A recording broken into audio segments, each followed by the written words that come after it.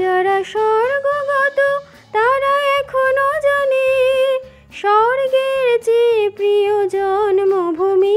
এসো স্বদেশ ব্রতের মহাদীক্ষা লোভে সেই মৃত্যুঞ্জয়দের চরণ চুমি। যারা জীর্ণ জাতির বুকে জাগালো আশা মৌন মলিন মুখে ফোটালো ভাষা।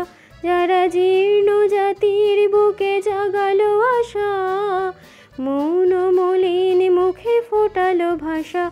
আজি রক্ত কমলে গাথা, আজি রক্ত কমলে গাথা মাল্যখানি জানি বিজয় লক্ষ্মী দেবে তাদেরই গলে। মুক্তির মন্দির সোপান তলে কত প্রাণ হলো বলিদান। লেখা আছে অশ্রু জলে, লেখা আছে অশ্রু জলে। মুক্তির মন্দির সোপান তলে কত প্রাণ হলো বলিদান। লেখা আছে অশ্রু জলে। কত বিপ্লবী বন্ধুর রক্তে রাঙা বন্দিশালার ওই শিকল ভাঙা। কত বিপ্লবী বন্ধুর রক্তে রাঙা বন্দিশালার ওই শিকল ভাঙা। তারা কি ফিরবে আজ, তারা কি ফিরবে আজ এই সুপ্রভাতে যত তরুণ অরুণ গেছে আস্থা চলে।